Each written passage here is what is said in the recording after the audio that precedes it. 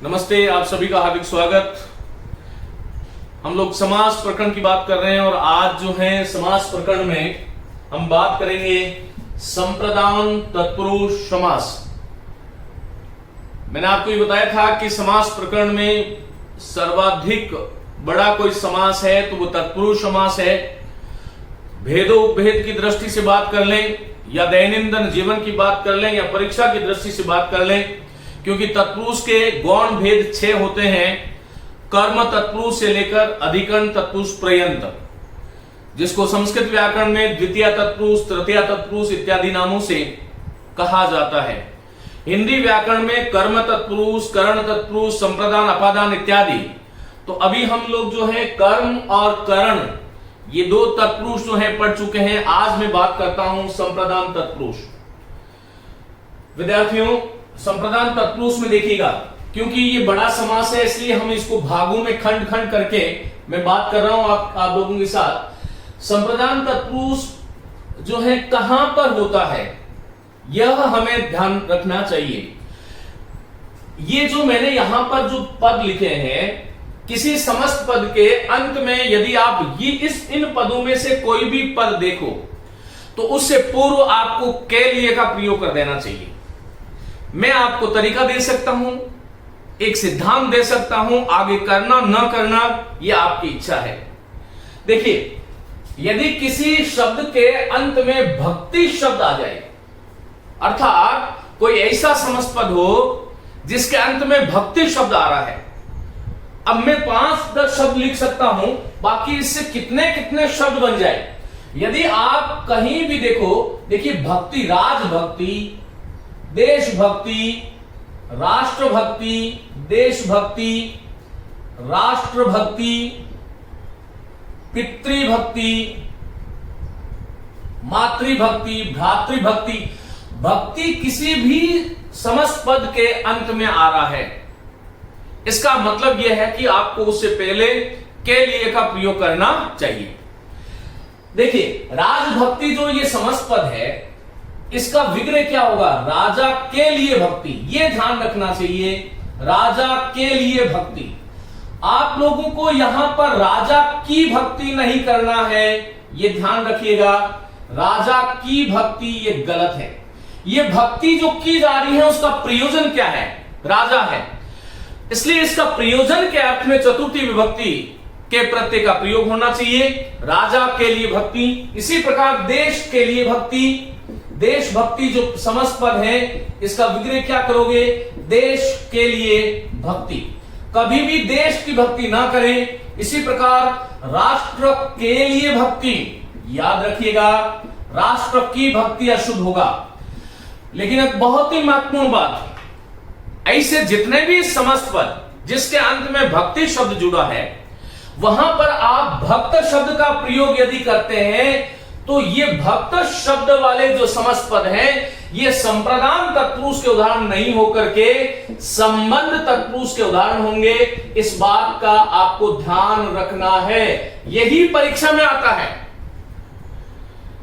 अभी अभी जो संस्कृत शिक्षा विभाग की जो परीक्षाएं हुई, उन परीक्षाओं में भी जो सामान्य व्याकरण, हिंदी व्याकरण का जो भाग था, उसमें यह प्रश्न पूछा गया है। मैं हमेशा आपको बताता हूं, देखिएगा, राजभक्ति का विग्रह करोगे राजा के लिए भक्ति, लेकिन राजभक्त शब्द आ जाए तो ये संज्ञा शब्द बन जाता है। और यहां पर स्वामी सेवक भाव संबंध है। तो भक्त किसी समस्त पद के अंत में आ रहा है तो वहां पर आपको उसका विग्रह करना चाहिए, राजा का भक्त, राजा का भक्त, मातृभक्त, माता का भक्त, पितृभक्त, पिता का भक्त, देशभक्त, देश का भक्त, भ्रातृभक्त, भ्राता का, भाई का भक्त या भ्राता का भक्त। लेकिन यदि भ्रातृभक्ति आ गया तो भ्राता के लिए भक्ति। इस प्रकार से हमें ध्यान रखना चाहिए। देखिए, भक्ति कहीं पर आ रहा है तो संप्रदान, और भक्त कहीं पर आ रहा है तो संबंध तत्पुरुष करोगे। यह ध्यान रखिएगा, यह महत्वपूर्ण बात थी। आगे हम बात करते हैं, ऐसा कोई भी समस्त पद जिसका अंतिम पद यदि शाला, अंतिम पद में यदि शाला शब्द आ जाए तो वहां पर हमें जो है संप्रदान तत्पुरुष करना चाहिए। देखिए गौशाला, गौशाला जो शब्द है इसका विग्रह होगा गौ, मानी गायों के लिए शाला, गायों के लिए शाला। विद्यार्थियों यहां पर आपको गो करना है लेकिन हिंदी में गौ है, यह ध्यान रखिएगा। जब समस्त पद बनेगा तो संस्कृत भाषा में यह जो शब्द है यह ओकारांत है, औकारांत नहीं है। गोशाला है या गो भक्ति, गो भक्ति को आप इस प्रकार से लिखोगे गो भक्ति, गो के लिए भक्ति, और गो भक्त, गो का भक्त।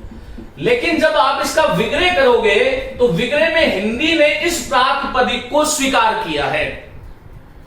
यह बहुत ही सूक्ष्म बात है और आप लोगों को जानना समझना चाहिए। देखिए गौशाला तो ऐसे ही होगा, ये गौशाला करोगे, यदि गौ कर दिया तो ये गलत है, लेकिन जब विग्रह करोगे तब गौ के लिए शाला। और इसका कारण मैंने बता दिया क्योंकि ये समस्त पद है और ये तत्सम पद है, तो तत्सम पद में तत्सम शब्दों की प्रकृति का हमें ध्यान रखना चाहिए। चाहे विद्यार्थी हो चाहे शिक्षक हो, हिंदी की जो प्रकृति है वह तत्सम, तद्भव, देशज, विदेशज और संकर, ये 5 प्रकार के शब्दों से मिलकर हिंदी बनती है। तो यदि कोई तत्सम शब्द है तो हमें तत्सम शब्दावली का संरक्षण करना चाहिए। खैर गौशाला शब्द आया तो गायों के लिए शाला। यदि मैं कह रहा हूं नाट्यशाला तो क्या होगा बोलो? नाट्य के लिए शाला, नाट्य मानी रंगमंच, नाटक के लिए, नाट्य के लिए शाला। जितने भी शाला उत्तर पद वाले जितने भी समस्त पद हैं, चाहे गौशाला है, पाठशाला है, नाट्यशाला है, यज्ञशाला है, धर्मशाला है, जितने भी पद आ रहे हैं, पशुशाला है, प्रयोगशाला है, व्यायामशाला है, जितने भी पद आएंगे उनमें रसायनशाला है, रसायन के लिए शाला, मानी रसायन का जहां पर निर्माण होता है उसके लिए शाला। इस शाला का प्रयोजन क्या है? पाठशाला, पाठ की शाला कभी नहीं करें, पाठशाला। तो आपको ध्यान क्या रखना है कि इसका विग्रह होगा पाठ की नहीं करना है, पाठ के लिए शाला, पाठ के लिए शाला, इस प्रकार से आपको विग्रह करना चाहिए। आप यह ध्यान रखें ये शाला जो है उसका प्रयोजन क्या है, प्रयोजन का मतलब लक्ष्य क्या है, यह हमें ध्यान रखना चाहिए। पाठ की शाला यदि करोगे तो इसका मतलब यह निकल रहा है कि पाठ जो है कोई प्रोडक्ट है और उसे एक शाला बना दी गई है, तो यह आपको ध्यान रखना है। चलिए शाला पद वाले, एक पद है गुड़साल, गुड़साल, गुड़शाला भी होता है और गुड़साल भी है। तो गुड़साल जो है घोड़ों के लिए, घोड़ा जो है, इस घोड़ा का जो है गुड़ आदेश हो जाता है, संधि है हिंदी की। अश्वशाला, अश्वों के लिए शाला, तो घोड़ों के लिए ये साल शब्द आ गया। आगे चले, आले जहां भी आ रहा है, यदि किसी समस्त पद के अंत में आले शब्द का प्रयोग हो रहा है, देखिए न्यायालय है, न्याय के लिए आले, रसालय है, रस के लिए आले, विद्यालय है, विद्या के लिए आले। जहां भी आले पद का प्रयोग कहीं भी हो रहा है, और आले यदि आपको सचिवालय, मदिरालय, सचिवालय पद है, मदिरालय पद है, आले आ गया, सचिवालय, मदिरालय, जहां पर आले उत्तर पद, आले का अर्थ होता है घर, और इस घर का प्रयोजन क्या था? न्याय देने के लिए, न्याय के लिए जो आले हैं वो न्यायालय हैं, रस निकालने के लिए जो आले हैं वो रसालय हैं, विद्यालय विद्या ग्रहण करने के लिए, विद्या के लिए जो आले हैं, सचिवों को बैठने के लिए जो है वो सचिवालय है, और मदिरा का रखने का जो स्थान है वो मदिरालय है। इसी प्रकार से प्रतीक्षालय शब्द है, प्रतीक्षा के लिए आलय, जो आले बनाया गया उसका जो प्रयोजन था वह प्रतीक्षा था। लेकिन इसमें 2 शब्दों को आपको ध्यान रखना होगा। एक तो हिमालय जो शब्द है, हिमालय का विग्रह हिम के लिए आले नहीं होता है, हिम के लिए आले ऐसा नहीं होगा, ये गलत है। तो सही विग्रह क्या होगा? हिम से निर्मित, आच्छादित, निर्मित है जो आले, और यहां पर जो समास की यदि हम बात करें तो इसमें विशुद्ध रूप से तो है मध्यम पद लोपी तत्पुरुष समास। मध्यम पद लोपी तत्पुरुष, हां मध्यम पद लोपी तत्पुरुष नहीं आ रहा है और संप्रदान ही आ रहा है, तो वहां पर आपको जो है संप्रदान आप कर सकते हो। इसी प्रकार से एक शब्द है देवालय, इसके बारे में पूर्व की कक्षा में आपको बता चुका हूं। देवालय जो शब्द है उसका विग्रह भी देवों के लिए आलय ऐसा प्रसिद्ध है, प्रचलित है, लेकिन यह मानक नहीं है। हमारा कोई भी शब्द हमारी सांस्कृतिक विरासत, सांस्कृतिक मूल्यों का प्रतिनिधि होता है। देवालय शब्द का जो निर्माण हुआ, इस शब्द का निर्माण जो भारतीय संस्कृति में जो है, क्योंकि हम संपूर्ण चीजें देवताओं की मानते हैं, इसलिए हमारी जो है मनुष्य की ऐसी बिसात नहीं है कि वो देवताओं के लिए आलय बना दे। विद्यालय में तो विद्यार्थियों को फोन करके बुलाया जा सकता है, देवालय की स्थिति कुछ अलग है। तो इसका विग्रह शुद्ध विग्रह होना चाहिए देव का आलय, क्योंकि हम तो यहां पर यह मानते हैं कि हमारा जो कुछ भी है वह इस देवताओं का ही तो है, वह प्रणिधान का भाव भारतीय संस्कृति में है, और कोई भी जो पद है वो हमारी सांस्कृतिक विरासत और हमारी जो धरोहर है उसका प्रतिनिधित्व करता है वो शब्द। तो देवालय शब्द के विषय में आपको ध्यान रखना है, स्क्रीनशॉट ले लें, मैं इसको मिटा रहा हूं, आगे चलते हैं। तो भक्ति शब्द जहां पर आए, भक्त शब्द जहां पर आए, शाला और साल आए, आले आए, इसी प्रकार से आवास शब्द आ जाता है। आवास यदि किसी समस्त पद के अंत में आप लोग देखो तो देखो, जैसे मैंने कहा छात्रावास, पहला ही शब्द है छात्रावास। अब इसका विग्रह जो है ये हो सकता है छात्रों के लिए आवास, क्योंकि वस्तुतः जो है आवास का प्रयोजन क्या है, छात्रों के लिए। इसका दूसरा विग्रह छात्राओं के लिए भी हो सकता है, छात्राओं के लिए आवास, और ये पूछा गया है। प्रसंग और संदर्भ के अनुसार दोनों ही पद जो है वह उचित है, कहीं आपको कोई शंका नहीं करना चाहिए। और छात्रावास का संधि विच्छेद भी छात्र और आवास और छात्रा और आवास दो प्रकार से हो सकता है, विग्रह भी दो प्रकार से हो सकता है, संधि भी दो प्रकार से हो सकती है। संधि में जो है वो दीर्घ संधि होगी और यहां पर संप्रदान होगा, विग्रह बदलेगा, समास नहीं बदलेगा। इसी प्रकार कारावास, कारा कहते हैं कैदियों को, कारावास मानी कारा अर्थात कैदियों के लिए, कैदियों के लिए जो आवास है, कैदियों के लिए जो आवास है वो कारावास है। इस तरह से हमें इन बातों को ध्यान रखना चाहिए। आगे वाला पद देखिएगा, आवास आ गया। हां, इसमें एक बात विशेष महत्वपूर्ण है कि वास नहीं आना चाहिए। जैसे वनवास, वनवास का विग्रह वन के लिए वास करोगे फेल हो जाओगे, तो क्या करना चाहिए, वन में वास, वन में वास। यहां पर अधिकरण तत्पुरुष है। विद्यार्थियों, एक महत्वपूर्ण बात है, आवास यदि किसी में आ रहा है, किसी भी समस्त पद का विग्रह करने से पहले उसके जो खंड है उसको आप देख लें। यदि आवास आ रहा है तो वहां संप्रदान करो, और वास आ रहा है तो वहां पर अधिकरण करो। लेकिन वासी शब्द आ रहा है तो वहां पर अपादान होगा। जैसे आदिवासी, आदि से वास करने वाला, आदिवासी वास करने वाला, वहां पर आदि के लिए वास नहीं होगा। आवास और वास, ये महत्वपूर्ण बात थी, ध्यान रखिएगा। किसी शब्द में आगार शब्द आ जाए, कारागार, आगार का मतलब भी वही होता है स्थान, भंडार इत्यादि। कारागार, शस्त्रागार, शस्त्र रखने के लिए जो आगार है, शस्त्रों के लिए आगार मान स्थान जो है वह शस्त्रागार है। तो इस बात को हमें ध्यान रखना चाहिए। चलिए, गृह शब्द किसी के अंत में आ रहा है, जैसे मैंने कहा छवि गृह, छवि आप जानते हैं फिल्म, सिनेमा, ग्लैमर्स को कहते हैं, छवि के लिए गृह जो है। इसी प्रकार विद्युत गृह, विद्युत के लिए गृह, ये जो है विद्युत ग्रह होगा। विद्युत का ग्रह मत करना, हम कहने में हम बोल देते हैं लेकिन होगा के लिए, ये आपको ध्यान रखना चाहिए। तो विद्युत ग्रह है, छवि ग्रह है, कारागृह है, कारा केदियों को कहते हैं, उनको रखने के लिए जो स्थान है वो कारागृह है। इसी प्रकार से और शब्द हो सकते हैं, लेकिन आपको ध्यान ये रखना है कि गृह शब्द जो यहां पर भी आ जाए वहां पर आपको के लिए का प्रयोग करना चाहिए। इसी प्रकार घर किसी के लिए आ जाए, और यह सबसे प्रचलित और सबसे ज्यादा पूछा जाने वाला उदाहरण है। हिंदी के व्याकरण रसोई घर से आगे नहीं गए हैं, हर परीक्षा में पूछा जाता है। रसोई का घर नहीं होगा, यह घर जो बनाया गया इसका प्रयोजन क्या था, के लिए।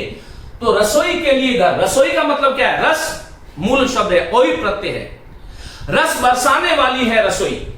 हालांकि आजकल तो हम सब लोग किचन की तरफ आ गए हैं, आजकल हम कोई रसोई में नहीं जाते हैं, लेकिन रसोई रस बरसाने वाली, मधुर, अम्ल, लवण, कटु, कषाय, तिक्त, ये 6 प्रकार के रस जहां पर बरसते हैं, जो शरीर को पुष्टि देते हैं, संवर्धन देते हैं, विकास करते हैं, बल प्रदान करते हैं, उन रसों को बरसाने वाला जो घर है के लिए वह रसोई घर है। तो घर आ जाए, यहां पर भवन शब्द आ जाए, भूमि को पहले छोड़ रहा हूं। भवन, जैसे मैंने कहा सभा भवन, तो सभा के लिए भवन, सभा का भवन मत कीजिएगा, सभा के लिए भवन, इस प्रकार से आपको विग्रह करना चाहिए, यह ध्यान रखिएगा। सभा के लिए भवन होगा, सभा का भवन नहीं होगा। लोक भवन, लोक के लिए भवन। मित्रों यहां पर देखो, शाला, आले, आवास, आगार, गृह, घर, भवन, ये जितने भी शब्द हैं ये कहीं ना कहीं रहने, निवास वाले अर्थ में प्रयुक्त होते हैं। वापस बोल रहा हूं, शाला, आले, आवास, आगार, गृह, घर और भवन। और ये समस्त पद जहां पर भी किसी समस्त पद के अंत में आप लोग देखो तो वहां पर आपको के लिए का प्रयोग कर लेना चाहिए। ये एक बात थी। चलिए आगे चलता हूं। आगे जो शब्द है देखिए, भूमि, जैसे मैंने कहा युद्ध भूमि, रणभूमि, तो यहां पर किसके लिए ये जो भूमि है वो किसके लिए, युद्ध के लिए प्रसिद्ध है या युद्ध के लिए निर्मित है। रणभूमि, देवभूमि, देवताओं के लिए भूमि या देवों की भूमि, वहां पर दोनों शुद्ध होगा, यह आपको ध्यान रखना चाहिए। लेकिन मातृभूमि, माता के लिए भूमि नहीं होती है, माता की भूमि होती है। जो माता के नाम से प्रसिद्ध है वह मातृभूमि है। तो मित्रों आगे चलता हूं। अर्पण शब्द देखिए, एक शब्द है कृष्णार्पण। आज श्री कृष्ण जन्माष्टमी भी है, आप सबको बहुत बहुत शुभकामनाएं। कृष्णार्पण, कृष्णार्पण का अर्थ होता है दे देना, और ये जो संप्रदान शब्द बना है इसका अर्थ ही होता है सम्यक दीयते या सम्यक रूपेण प्रदीयते यस्मै। सम्यक रूप से जिसको कुछ चीज प्रदान की जाती है वहां पर संप्रदान तत्पुरुष होता है। सम्यक रूपेण दीयते, सम्यक रूपेण प्रदीयते यस्मै कस्मै, जिस किसी के लिए हम सम्यक रूप से किसी चीज को दान दे देते हैं वहां पर संप्रदान होता है। चिन्ह जो है मुख्य चिन्ह के लिए होता है, लेकिन कभी कभी को का चिन्ह का भी प्रयोग करते हैं, लेकिन उसका भाव, उसका अर्थ जो होगा वह के लिए ही होगा, यह हमें ध्यान रखना चाहिए। चलिए, कृष्णार्पण है, रामार्पण है, राम के लिए अर्पण, दीर्घ संधि का उदाहरण है राम के लिए अर्पण। देवार्पण है, देव के लिए अर्पण। एक देवी और अर्पण को जोड़ते हो तो ये संधि भी बता देता हूं। यहां पर शब्द बनता है देव्यार्पण, हम लोग इसको देव्यार्पण कर देते हैं, ये गलत शब्द है, ये ध्यान रखना, लेकिन इसका विग्रह होगा देवी के लिए अर्पण। यण संधि का उदाहरण है देवी के लिए अर्पण। इस प्रकार से आपको इसका विग्रह करना चाहिए। तो अर्पण शब्द आ गया। चलो वेदी, यज्ञ वेदी, यज्ञ के लिए वेदी, यज्ञ निर्माण की जो वेदी जो होती है वो यज्ञ वेदी है। आगे देखो बलि, ये महत्वपूर्ण शब्द है। देखो एक शब्द है काक बलि, एक शब्द है देव बलि, एक शब्द है नर बलि, और एक शब्द हम ले लेते हैं बलि पशु। और एक ले लेते हैं पशु बलि। ये 5 शब्द हैं। इन 5 शब्दों को आइए मैं आपको सिखाता हूं कैसे होता है। देखिए, काक बलि जो है उसका विग्रह होगा काक के लिए बलि। मैंने अभी आपको कहा, विद्यार्थियों, जो पूरे भारतवर्ष से मेरे पास ऐसे संदेश आते हैं कि हम भाषा पढ़ करके, व्याकरण पढ़ करके, वेदांत पढ़ करके इस संसार में उस ज्ञान को बांटना चाहते हैं, ऐसी युव शक्ति को मैं नमन करता हूं।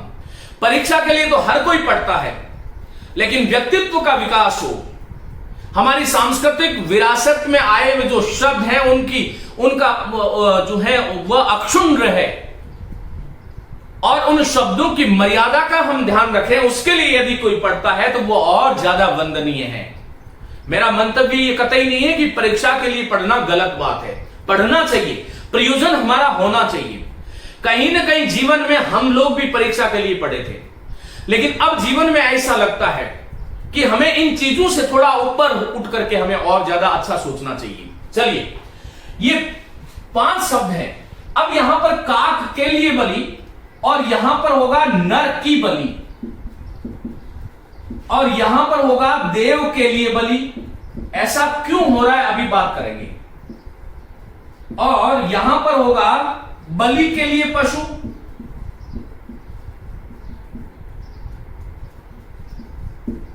और यहां पर पशु के लिए नहीं, पशु की बलि। आखिर ऐसा क्यों हुआ। यहां पर संबंध तत्पुरुष है, यहां पर संबंध तत्पुरुष है, यहां पर संप्रदान है, यहां पर भी संप्रदान है और काक बलि में भी संप्रदान है। देखो, मैंने अभी अभी कुछ समय पहले आपको कहा कि भारतीय संस्कृति में कोई भी शब्द का प्रसंग, कोई भी शब्द का संदर्भ क्या रहा है और कोई भी जो शब्द है वो हमारे जो आचार विचार है, हमारी जो सांस्कृतिक पूर्वजों की चली आ रही परंपरा जो है उसका प्रतिनिधित्व करता है। आखिर ऐसा कैसे हुआ। काक बलि में काक की बलि क्यों नहीं आता। एक उदाहरण नहीं मिलता भारतवर्ष में जहां पर कभी कौवे की बलि दी गई हो, बल्कि हम कुछ सामग्री चढ़ाते हैं, उसको हम बोलते हैं काक के लिए बलि। जब कोई अपना इस संसार से चला जाता है तो उसको हम काक बलि या काग बलि या कागोल बोलते हैं। काक के माध्यम से वहां तक पहुंचाते हैं, इसलिए काक के लिए बलि है। देव बलि में कभी भी किसी देवता की बलि नहीं दी गई, देवों के लिए बलि दी गई। अब ये शब्द कितने सही है क्या नहीं है, इस विषय पे हम बात नहीं करें, लेकिन व्याकरण की दृष्टि से हम बात कर रहे हैं। अब देखो, नर बलि, नर के लिए बलि नहीं होती। आज तक एक उदाहरण नहीं मिलता पूरी भारतीय संस्कृति के आद्य काल से लेकर अधुनातन पर्यंत जब किसी नर के लिए बलि दी गई हो। अपितु नर की बलि हम लोग सुनते हैं, या आप लोगों ने कभी कोई सांस्कृतिक प्रसंग सुना हो तो मनुष्य की बलि दे दी जाती थी किसी देव इत्यादि को खुश करने के लिए, किसी राजा को खुश करने के लिए। तो इस शब्द का विग्रह यदि नर के लिए बलि करोगे तो गड़बड़ हो जाएगा, और ये कई बार पूछे जाते हैं। बलि पशु, ये बलि देने के लिए जो पशु लाया जा रहा है, ये विशेषण शब्द बन जाता है कि किसके लिए, पशु, बलि के लिए पशु है। लेकिन पशु बलि का ये जो है पशु की बलि है, पशु के लिए बलि नहीं, क्योंकि कभी पशु के लिए, काक के लिए, देव के लिए बलि नहीं दी जाती। और यही कारण है कि इनका विग्रह हमें ध्यान रखना चाहिए। बहुत सारे विद्यार्थी, बहुत सारे शिक्षक साथी किसी विग्रह को रट लेते हैं, और रटना जो है, किसी भी समस्त पद का विग्रह रट करके आप किसी 2 शब्द 5 शब्द को याद कर सकते हो। इसलिए मैं समास में सदैव आपको कहता हूं कि किसी भी समस्त पद का विग्रह जानना हो आपको, तो आपको यह ध्यान रखना पड़ेगा कि वह समस्त पद जो आया है, वह समस्त पद का सही संदर्भ क्या है। और इसके बारे में मैंने जब आपको बहुब्री पढ़ाया था तब मैंने आपको बताया था कि पीतांबर शब्द का पहली बार हमारे यहां पर भारतीय संस्कृति में जब उस शब्द का आगमन हुआ, तब पीतांबर का पीत है जो अंबर, उसके लिए इसका आगमन नहीं हुआ। पीले वस्त्र को हमने पीतांबर नहीं कहा, बल्कि पीत अंबर जिसने धारण कर रखे वस्त्र भगवान विष्णु का जब अवतार हुआ तब यह शब्द हमारी संस्कृति में सम्मिलित हुआ। तो संरचना की दृष्टि से देखो तो पीतांबर विशेष विशेषण का समास है, लेकिन वो गौण है। लेकिन अर्थ की दृष्टि से देखूं तो यही पीतांबर जो है बहुब्री का उदाहरण बन जाता है। इन बातों को आपको ध्यान रखना होगा, मनन भी करना होगा, स्वाध्याय भी करना होगा, और कहीं ना कहीं मैं अपने आप को गौरवशाली मानूं कि इस कक्षा से पढ़ करके आपके जिंदगी में कोई जो है उजियारा हो जाए, प्रकाश हो जाए, आपके जीवन को कोई दिशा मिल जाए, किसी शब्द को आप सीख लो, तो ये मेरे लिए बहुत ही गर्व की बात होगी। चलो, भत्ता। भत्ता किसी भी समस्त पद के, इसका स्क्रीनशॉट ले ले, मैं मिटा रहा हूं। भत्ता यदि किसी समस्त पद के अंत में आ रहा है तो वहां पर के लिए जोड़ना चाहिए। और यह प्रसिद्ध शब्द है स्कूल का, यात्रा भत्ता। यात्रा के लिए भत्ता, गृह भत्ता, घर के लिए भत्ता। यह भत्ता कहीं भी आ रहा है तो वहां पर हमें महंगाई भत्ता, दवाई भत्ता, जितने भी भत्ते हैं उनके साथ में आपको के लिए का प्रयोग करना चाहिए। यह आपको ध्यान रखना है। इसी प्रकार से पत्र, जैसे मैंने कहा समाचार पत्र। अब यह समाचार पत्र जो है इसका विग्रह समाचार का पत्र नहीं होगा, समाचार का पत्र नहीं होगा, गलत है। का के स्थान पर आपको करना होगा के लिए। ये जो पत्र निकाला गया उसका प्रयोजन क्या था, और संप्रदान में प्रयोजन ही महत्वपूर्ण होता है। कर्मणा यमभिप्रेति स संप्रदानम।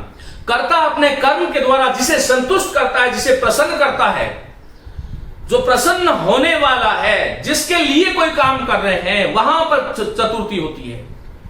ये पत्र जो इस निकालने का जो प्रयोजन जो था वो समाचार था, इसलिए समाचार के लिए पत्र। इसी प्रकार एक शब्द और देता हूं, शपथ पत्र। शपथ पत्र, शपथ देने के लिए जो पत्र है वह शपथ पत्र है। यदि किसी शब्द के अंत में कुंड शब्द आ जाए, जैसे हवन कुंड है, तो हवन करने के लिए जो कुंड शब्द है वह हवन के लिए, इस कुंड का जो निर्माण किया गया वह उसका प्रयोजन क्या था, तब कहते हैं कि हवन के लिए कुंड। इसी प्रकार शोक शब्द आ जाए, मातृशोक, माता के लिए शोक, पितृशोक, यहां पर दोनों के बीच में के लिए का प्रयोग करना चाहिए। पितृशोक, मातृशोक, भ्रातृशोक। शोक शब्द कहीं भी आए उससे पूर्व आप के लिए का प्रयोग करें। इसी प्रकार किसी शब्द के अंत में पोष शब्द आ जाए, जैसे मेजपोश, मेजपोश, ज के नीचे नुक्ता लगेगा, ध्यान रखिएगा। अरबी और फारसी के ऐसे 5 वर्ण क, ख, ग, ज और फ, इनके नीचे हमेशा ही नुक्ता लगता है। पोष कहते हैं वस्त्र को। मेज के लिए जो पोष है, ये जो वस्त्र खरीदा गया, इसका प्रयोजन क्या था, मेजपोश। एक शब्द है नकाबपोश, लेकिन नकाबपोश जो है, नकाबपोश जो शब्द है, इसमें संप्रदान नहीं होता। क्यों नहीं होता? वह जिसने अपने नकाब मानी चेहरे पर पोष मानी वस्त्र डाल रखा है, ऐसा कोई व्यक्ति विशेष, हम कहते हैं नकाबपोश आए और नकाबपोश ने आकर के उस व्यक्ति की हत्या कर दी। नकाब के लिए पोष, ये आरंभिक अर्थ में तो हो सकता है कि नकाब के लिए ही पोष हुआ करता था, लेकिन अब ये शब्द रूढ़ हो गया। रूढ़ का मतलब वह प्रसिद्ध हो गया है, रूढ़ शब्द नहीं है। शब्द की दृष्टि से तो ये योग रूढ़ शब्द है नकाबपोश। हमारी भाषा में 3 प्रकार के शब्द होते हैं, रूढ़, यौगिक और योग रूढ़। तो ये योग रूढ़ बहुब्री का उदाहरण है, तो हमें ये ध्यान रखना चाहिए। अटन शब्द, वैसे अटन जो है, अटन कहीं पर आए तो उससे पहले हमें सप्तमी विभक्ति का मानी अधिकरण तत्पुरुष में का प्रयोग होता है, जैसे वनाटन, वन में अटन। लेकिन एक शब्द है जिसका विग्रह 2 हो सकता है, तीर्थों के लिए अटन, क्योंकि तीर्थों के लिए अटन ऐसा विग्रह कर सकते हो। यदि ये परीक्षा में नहीं आया तो फिर तीर्थों में अटन ऐसा आप विग्रह भी कर सकते हो। वाणी शब्द, यहां पर भी आपको ध्यान रखना चाहिए।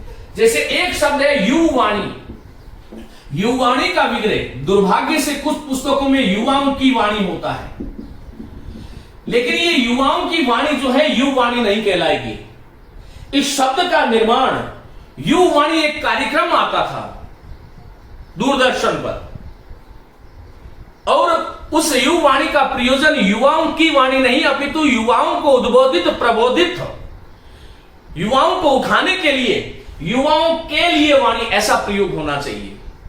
लेकिन एक शब्द है दूरवाणी। दूरवाणी का दूर के लिए वाणी नहीं होगा, दूर से आने वाली जो वाणी है वह दूरवाणी होगा। इस प्रकार का प्रयोग हमें करना चाहिए। देखो किस प्रकार के शब्द हैं और कितने सुंदर शब्द हैं। जिस व्यक्ति को शब्दों से प्रेम नहीं, शब्द से बड़ा ब्रह्म इस संसार में कुछ नहीं है। और कम से कम मैं मेरे जीवन में साक्षात रूप से इस बात को मानता हूं कि जीवन में, मनुष्य जीवन में यदि मनुष्य का कोई महात्म्य दूसरे सृष्टि से अलग है तो वो केवल और केवल शब्द है। शब्द हमारी महत्ता है, शब्द हमारे भगवान है, शब्द ही हमारे ब्रह्म है। और जिसके शब्द नहीं लगते, मैं हमेशा कहता हूं, वो मनुष्य है ही नहीं, वह पशु है साक्षात। क्योंकि शब्द ही हमें बंधन की तरफ, शब्द ही हमें मुक्ति की तरफ। और आज तक देख लो, इस संसार का उत्थान पतन विनाश का कारण भूत तत्व जो है वह शब्द ही है। शब्द के कारण संस्कृतियां बदल गई, शब्द के कारण विनाश हुआ, शब्द के कारण महायुद्ध हो गए, और शब्द के कारण भारत विश्व गुरु भी बन गया। शब्द की साधना करने वाला इस संसार का सबसे सर्वोच्च प्राणी है। भाषा अलग विषय है, लेकिन शब्द अलग विषय है। और सौभाग्य है हमारा कि हमें इस मनुष्य जन्म मिला, ये तो सौभाग्य था ही था। लेकिन मां सरस्वती की असीम अनुकंपा से हम लोग शब्द के साधक बने, शब्दों के विषय में बात करी, और शब्दों से ही खेलना सुबह से लेकर शाम पर्यंत। केवल और केवल जीवन का कोई लक्ष्य है तो वह शब्द को ही साधना है, उसी को साधना है। आप चाहे किसी भी परीक्षा की तैयारी कर रहे हैं, यदि शब्द को नहीं साधा, यदि शब्द को ध्यान से नहीं देखा, तो वह तैयारी, वह साधना, वह परिश्रम, वह आपका कर्म जो है वह निष्फल हो जाएगा। इसलिए शब्द को साधिए, बाकी सब सध जाती हैं अपने आप चीजें। इस संसार में कोई उपासना योग्य कोई बात है तो वो देव बाद में है, लेकिन सबसे पहले यदि कोई उपास्य है, विद्यार्थी के लिए, शिक्षक के लिए, सांस्कृतिक चिंतकों के लिए, ऋषियों के लिए, देवताओं के लिए, महर्षियों के लिए, तो वो शब्द ही एकमात्र ऐसा था जिसकी साधना जिसने करी। क्योंकि शब्द अटल है, शब्द कभी मरते नहीं है।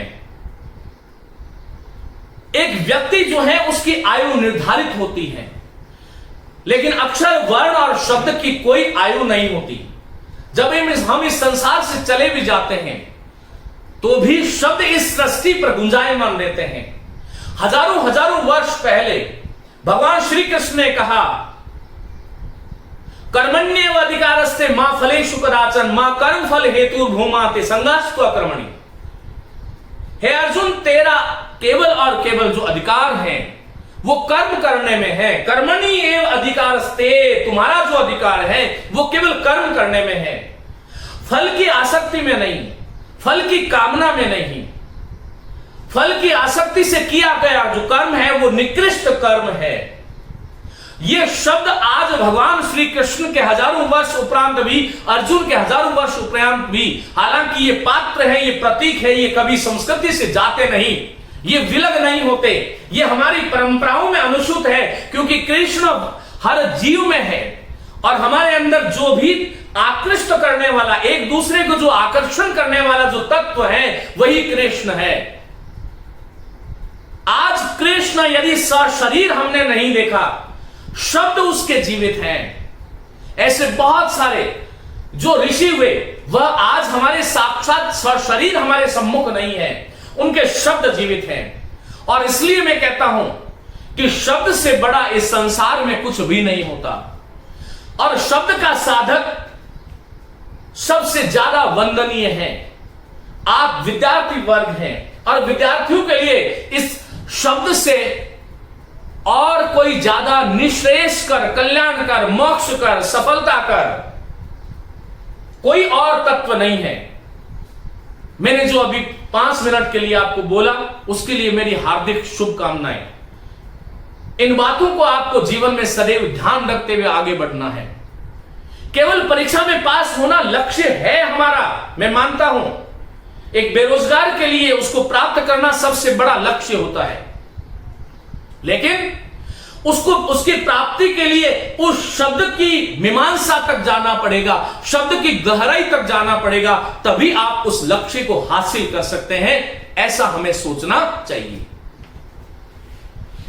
चलिए, मैं कह रहा था कड़ी शब्द कहीं भी आ जाए, जैसे मैंने कहा हथकड़ी, तो हथकड़ी जो है वो हाथ की कड़ी नहीं होती, हाथ के लिए कड़ी होती है।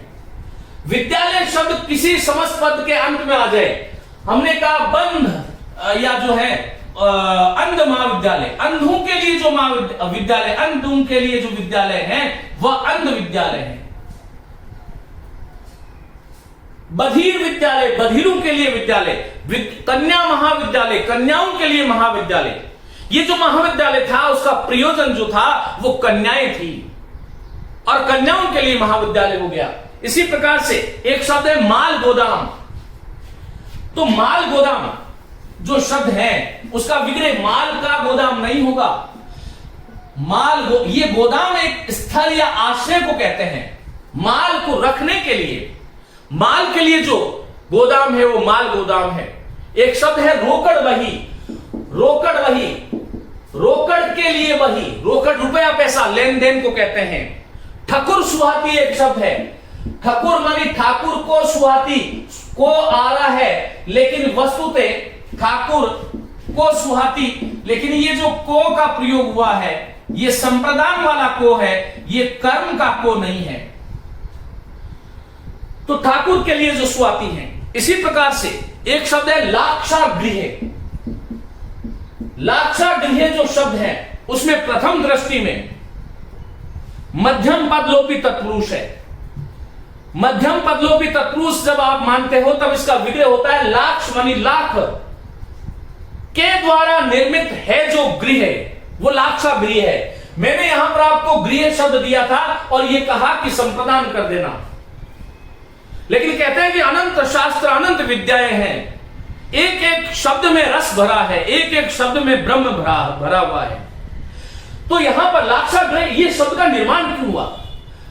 दुर्योधन ने पांडवों को मारने के लिए, मरवाने के लिए एक जो है छल और कपट के माध्यम से एक लाक्ष मानी लाख का गृह निर्मित किया था। वह अलग बात है कि जा तोरा के साइयां मार सके न कोई, लेकिन उसका प्रयोजन क्या था? उस पांडवों को मरवाना। तो लाक्षा मानी लाख के द्वारा निर्मित है जो गृह। मध्यम पदलोपी तत्पुरुष पहला, दूसरा बहुव्री, लाक्ष से निर्मित है जो गृह, ऐसा लाक्षागृह बहुव्री। और लाख के लिए गृह इसका कभी भी किसी भी दृष्टि से विग्रह नहीं होना चाहिए। इसी के साथ मैं ये कक्षा समाप्त करता हूं। आगे हम बात करेंगे अपादान तत्पुरुष कहां पर होता है। तब तक के लिए खूब स्वाध्याय करें, मनन करें। नमस्ते।